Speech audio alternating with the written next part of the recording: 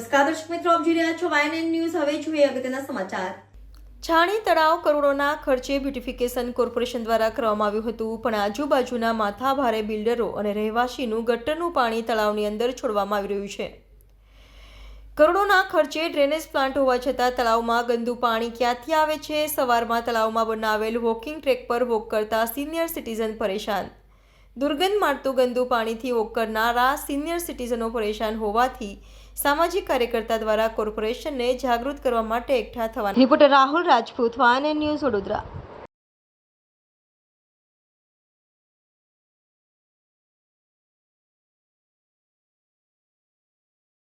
जी छाणी तळाव फरीथी આજે ગંદકીનું પ્રમાણ વધ્યું છે, એના કારણે એ અમે સવારે જ્યારે જોગિંગ કરવા અહીં આવીએ છીએ ત્યારે એટલી ખરાબ વાસ આવી રહી છે કે વામેટ થઈ જાય એટલી ખરાબ વાસ આવે છે।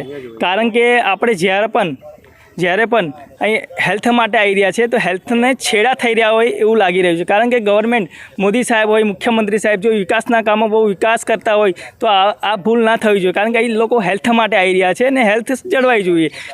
કારણ કે ઘણી સોસાયટીઓ બની ગઈ છે, તેનું પાણી આ તળાવની અંદર આવી રહ્યું છે, જેનાથી લોકોને બીમારી થઈ શકે છે અને આજુબાજુ ઇલાકામાં પણ બીમારી થઈ શકે। તો એની જવાબદારી કોણ લેશે અને ક્યારે આનું રિપેરિંગ કામ થશે, આ પાણીનું શુદ્ધિકરણ ક્યારે થશે એ જોવા જેવું છે।